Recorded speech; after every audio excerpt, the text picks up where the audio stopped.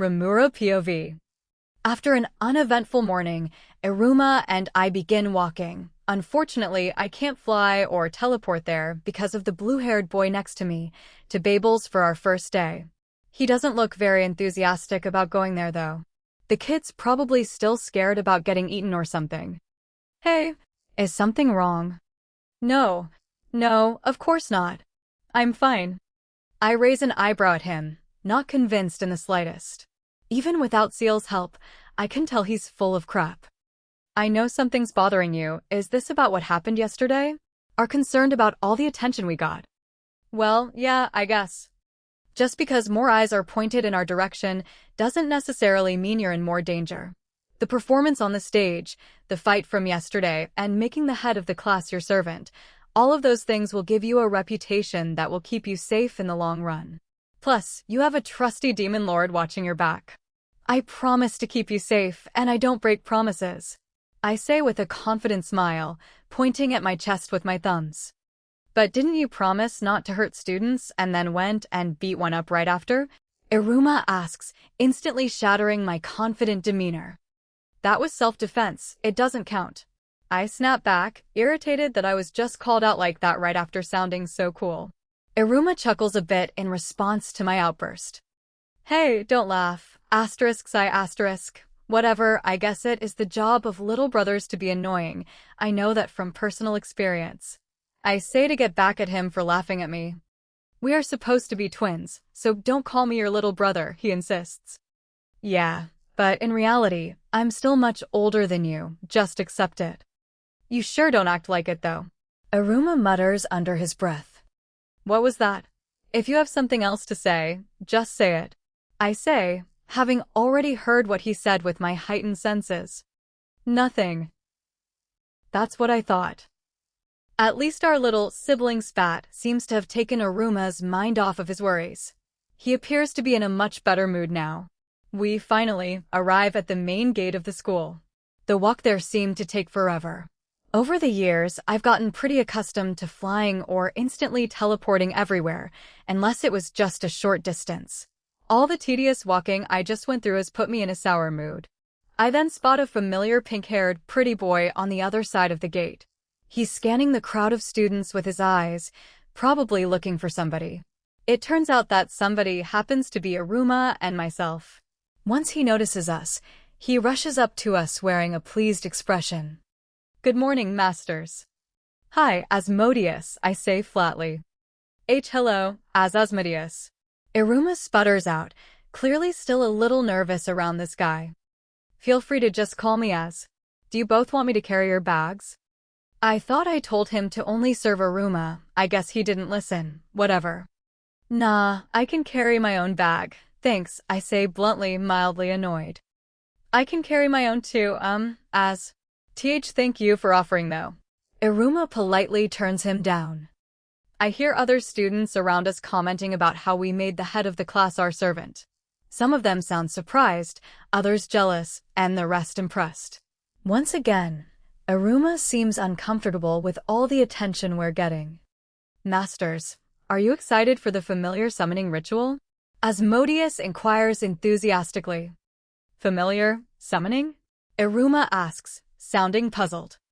Yes, it is a tradition here at Babel's for new students to summon familiars on their first day. What you end up summoning contributes to determining your rank. He explains to us. Familiar summoning? I wonder if it's the same as the summoning magic I already know. Also, what are these ranks he just mentioned? I do not have enough information to provide an answer. It's okay, I'm sure we'll find out soon. As we begin to walk towards the main school building, I sense someone glaring at me from behind. I look and find an abnormally tall girl with long red-orange hair and cat ears like operas. She is wearing a scrutinizing, hostile look on her face as she stares me down with her sharp, red eyes and her arms folded across her chest. I'm sure most people would find her intimidating, but I don't. I counter her piercing glare by looking at her over my shoulder and giving her a large, exaggerated, irritatingly sweet smile and a little wave. Her expression turns to one of surprise, then to anger, turning just as red as her hair and eyes. Yep, She probably hates me now, not that I really care. What kind of person glares at someone they've never even met like that? Not someone I want to associate with, at least. I haven't done anything to deserve that kind of treatment. As leads us to a large room with what looks like a magic circle of some sort in the middle of the floor. The circle is mostly surrounded by a stone barrier. In the center of the circle, there is a small platform with a single candle resting on it. Plenty of students already fill the room, mingling and chatting casually. They got here first since they didn't have to walk here on foot. Master, walking once in a while won't kill you. Stop pouting. I'm not pouting. Also, that's rich coming from someone who doesn't even have a body, let alone legs. Legs are not the problem here, Master. You do not possess enough patience. I just don't like wasting my time. Asterisk sigh asterisk. I wander around the room for a few minutes, observing the other students. Iruma seems to be warming up to Asmodeus. They are currently chatting about how different stuff works at this school and what types of classes they might have. I'm sure Seal's listening in on their conversation, so I don't need to participate. Suddenly, a figure in a teacher's uniform appears in the doorway. He has dark purple hair that comes to two backward-facing points on the sides of his head. The expression in his dark eyes is ice-cold and sharply serious. This teacher is obviously one of those very strict ones that have zero patience for misbehavior. Silence, he commands. Instantly, the whole room falls silent, all the students wearing nervous looks, except for myself. My name is Nibirius Caligo. I am the professor in charge of the familiar summoning ritual. My job here is to decide whether or not you trash are worthy of learning in this prestigious institution. He announced in an arrogant, commanding tone. So, he called us trash right off the bat? That was uncalled for. Master, should I call Diablo to crush this scumbag? No. That would wreck everything. And when the heck did you start using the term scumbag? Scumbag is the perfect word to describe him. Nobody should be permitted to call you trash. I cannot tolerate it. Ugh, I'm not happy either, but we just have to put up with it for now.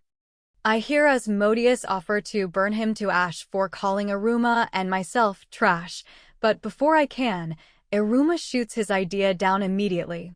The more I'm near this guy, the more he reminds me of Diablo. Professor Stick-Up-His-Ass begins to approach me.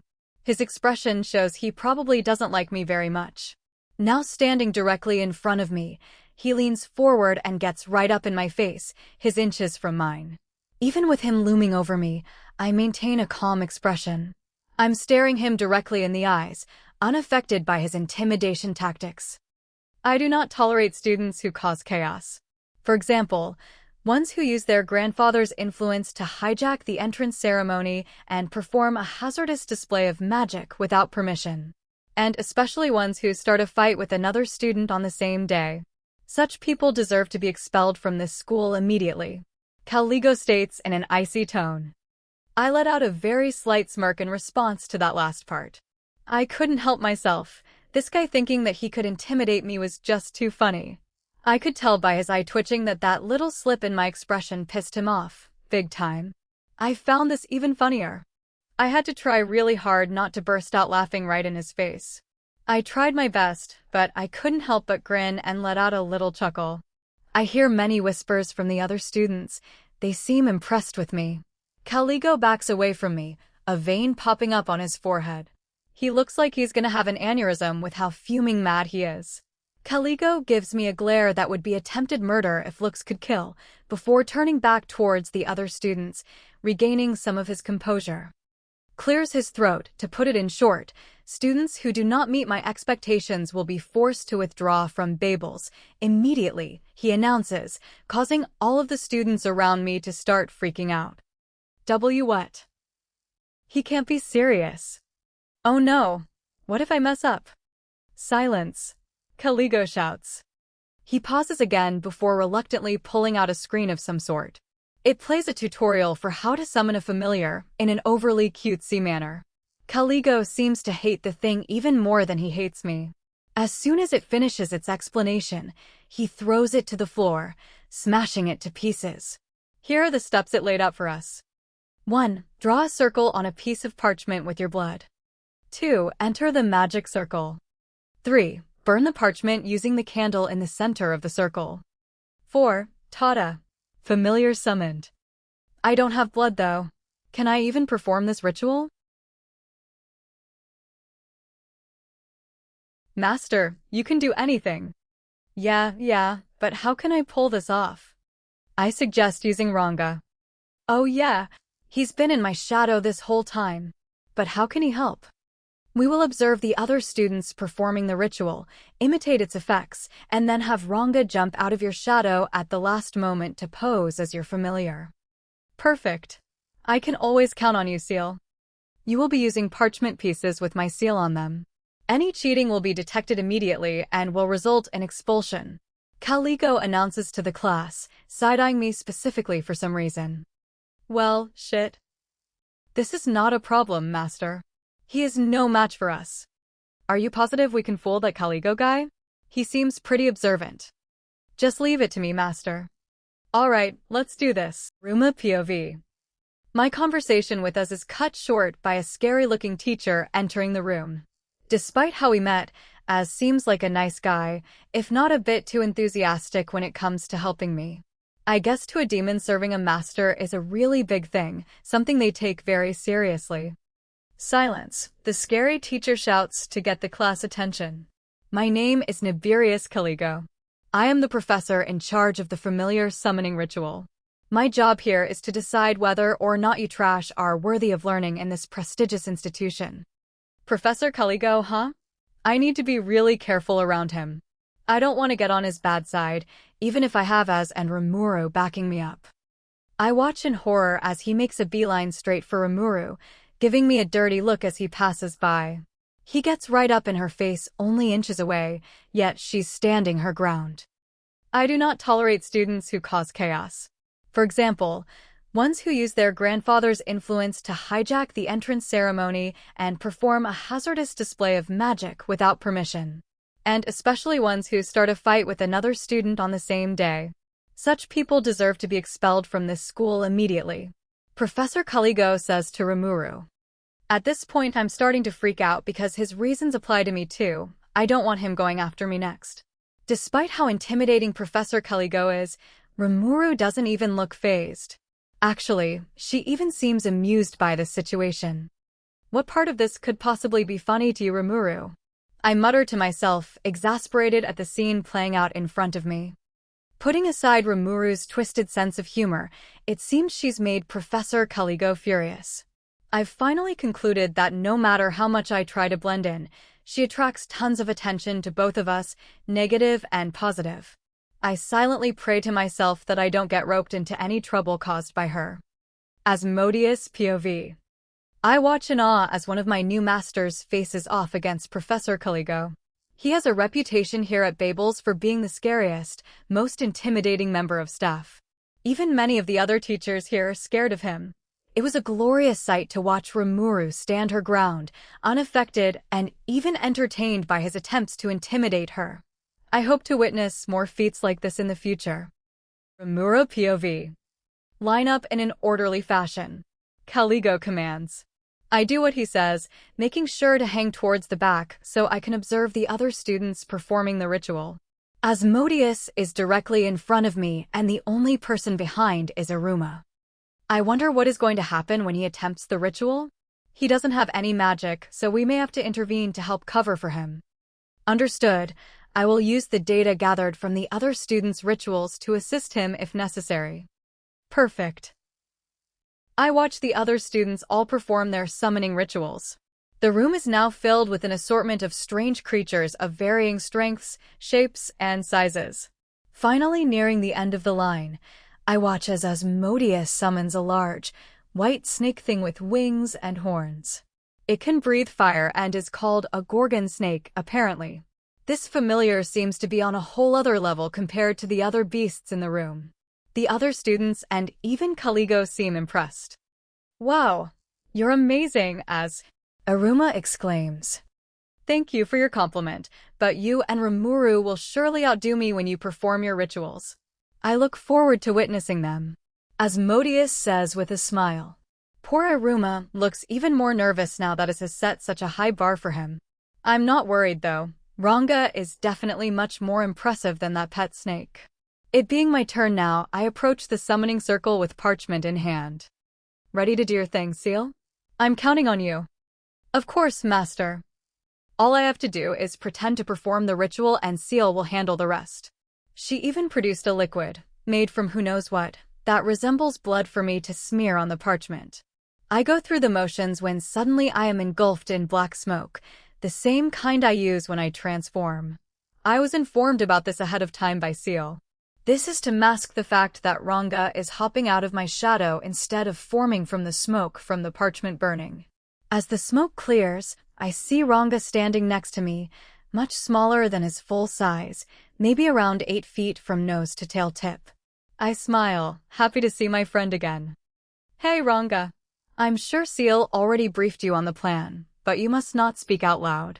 You can through thought communication, but only to me or Diablo while we are here. Understood, Master. Great, thanks Ranga. I will give you plenty of pets and scritches later when we are back at Sullivan's mansion. What the hell did she just do?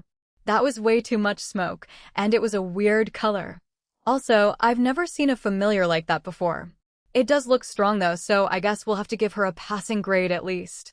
I hear Caligo mutter under his breath to himself while he is writing on his clipboard. I assume that's where our grades are being recorded. After analyzing the summoning rituals of the other students, I have determined that the individual Iruma will not be able to perform it without assistance. Alright, let's give him a bit of help then. Do your thing, Seal.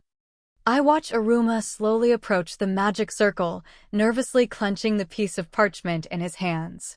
Once he steps inside, he closes his eyes as he holds the parchment over the candle. The circle begins to glow, brightly enough to blind people for a moment. Once the light fades, I notice a torso of someone sticking out of the floor within the circle. It's Caligo. He summoned the teacher as his familiar, somehow. Seal? Are you responsible for this? Seal. He deserves to be punished for calling you trash, Master. Oh well, this is pretty amusing. Caligo starts screaming at Iruma to cancel the summon, but of course, the boy has no idea how. He frantically pulls on the legs of Caligo's bottom half, which is still standing where he was before the ritual started. You fool. You must push in a situation like this. Do you want to rip me in half? Caligo shrieks. Iruma then pushes up on Caligo's legs, trying his best to follow instructions. No, not my legs, you moron. Get over here and push my hidash. Caligo screams at Iruma, but it's too late. Iruma has already pushed his legs through. His whole body passes to the other side with the magic circle as he wails, "Oh no." With a puff of smoke, all that is left in the summoning circle is a small purple puffball creature with wings hovering in the air. I assume it is Iruma's familiar. Professor? Iruma sputters out. He looks mortified. That fluffy thing is Caligo, right? Yes. Isn't this outcome perfect? It's hilarious. Good work, Seal. The intimidating teacher that tries so hard to act all tough was transformed into that. I immediately burst into hysterical laughter at the thought, literally rolling on the floor laughing, tears streaming down my face. Iruma glances over at me disapprovingly before running up to Caligo. Professor Caligo, are you okay? What happened to you? Why do you look like that? After a moment, I stop laughing and wipe the tears off my face. I look over to see Asmodeus is crying for a different reason. I am moved to tears by your courage, Master Iruma. You succeeded in making Professor Caligo your familiar. I knew you wouldn't stand by and let him go unpunished for calling you and Master Rimuru trash. I like the way this boy thinks. We should bring him home with us when we go back to Tempest. Calm down, Seal. We don't need another Diablo. One is plenty. Asterisk pouts asterisk. Wah, but I didn't mean to. I don't know how this happened. Iruma desperately tries to explain himself. I hear the other students exclaiming about how this is the first time a demon has summoned another demon. It seems like Seal just helped Iruma pull off something completely insane and unheard of. I am called the Chaos Creator and Seal is part of me, so I guess it makes sense for her to break this dimension's rules with ease. No way. How could I become a familiar? Cancel this contract immediately, you insolent brat, or else dash. Caligo screams, flailing his tiny arms and legs. Out of nowhere, Caligo is zapped by some kind of magic, causing him to fall out of the air and plop onto the floor, bouncing a little. After watching this hilarious scene, I replay it in my head, this time with an added squeaky toy sound effect when he hits the floor. This, of course, sends me into another uncontrollable laughing fit. Seal, save that video for later. I never want to forget that comedy gold. Of course, master. After calming myself down, I ask nobody in particular about what we just witnessed. What was that? That was the punishment. Familiars can't disobey their masters, so if they try to harm them, they get punished like that. A random student explains. Another student mentions that clapping your hands together dismisses the summons, so Iruma does so, turning Caligo back to his former self. I also clap my hands as I tell Ranga to hide in my shadow again. After another moment on the floor, Caligo stands up, glaring at me and Iruma. He then roughly drags us by the ears, probably trying to inflict some pain. Joke's on him, I don't feel pain, all the way to Sullivan's office. I could have easily broken away from him, but that wouldn't really help my current situation. All three of us give Sullivan our perspective on what happened. Much to Caligo's displeasure, Sullivan seems more amused than upset. Caligo demands that the familiar contract be nullified immediately, but is horrified when he learns that isn't possible. He has to wait a whole year for the contract to expire naturally. Iruma and I are dismissed without any punishment, even though I was outright disrespectful to Caligo. He deserved it though, so I don't feel bad or anything, I'm just looking at it objectively. I was a teacher once, and I wouldn't be happy if one of my students laughed their ass off at me like I just did at Caligo. When I step outside Sullivan's office, I notice that Asmodeus has been waiting for the two of us. Hello, masters. How did it go? He asks. We weren't punished if that's what you're asking. What are you doing here? I respond. We need to go pick up our books. I couldn't go without you too, so I decided to wait for you to come out, he responds. Thanks for waiting for us, Az. Iruma thanks him cheerfully. You're welcome, Master Iruma. I will lead the way. Asmodeus says enthusiastically. The two of us begin following Asmodeus down a hallway to go get our books. Ahead of us, way off in the distance, I can hear strange noises, but brush them off as not being any of my business. Caligo POV. I drag the two Sullivan brats to the principal's office by their ears.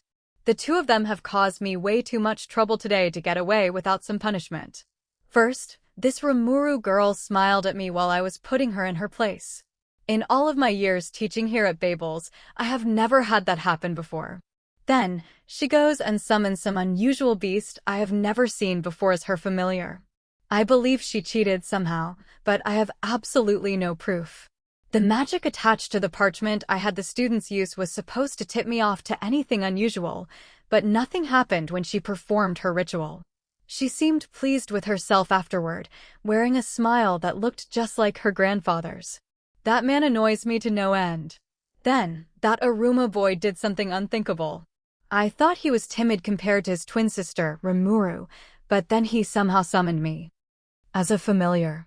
He acted like he was apologetic, but I believe he had malicious intentions. I bet he and his sister planned all of this in order to humiliate me. Based on how hard Rimuru laughed at me, I am positive she was directly involved in the incident. After the meeting. I can't believe those two brats got off without punishment. I stand in Sullivan's office, shocked that he just sent the two troublesome twins away, free of consequences. Sullivan just laughed off every complaint I laid out, and it has left me furious. I look over at him again, wondering why he has kept me here longer than the two students when suddenly his demeanor changes. Professor Caligo, I have decided, after what happened today, that it is necessary to give you a warning, Sullivan says in a serious tone. A warning? What could I have possibly done to deserve a warning? Not that kind of warning. I need to warn you about a danger to yourself. What does he mean by that? I am a very strong, high-ranking demon. What could he possibly think is a danger to me? All right, what is your warning? It's simple. Upsetting Rimuru is something I strongly advise against and can have major consequences. Are you threatening me to shield your granddaughter from punishments? I say, appalled that Sullivan would use his position of power to show favoritism. I don't like him, but I never thought he would stoop this low. You misunderstand me, Professor. Rimuru is dangerous. I don't want you to get hurt, so try your best to not antagonize her. He explains to me. About that confrontation you had with her, let's just say that you are very lucky she did not take you seriously. I did get a promise from her that she will not hurt anyone at school, but still. What in the Netherworld is that supposed to mean? I know she put on an impressive display at the entrance ceremony and defeated the head of the class in a duel with her brother's help, but she is still just a first-year student. But she is just a child. One only just starting her first year here. How could she possibly be a danger to me? I ask, exasperated and confused. That is all I can tell you, Professor Culligo. Just stay on her good side, or you might regret it. Sullivan says flatly before sending me out of his office. As I walk back to my classroom, I ponder what Sullivan could have possibly meant when he called the mysterious blue-haired golden-eyed girl dangerous. Thinking back, when I looked into her eyes, something about them felt eerie, almost like they had a depth to them that wasn't normal. At the time, I brushed aside the twinge of uneasiness I felt from them, but was that actually my instincts warning me about her?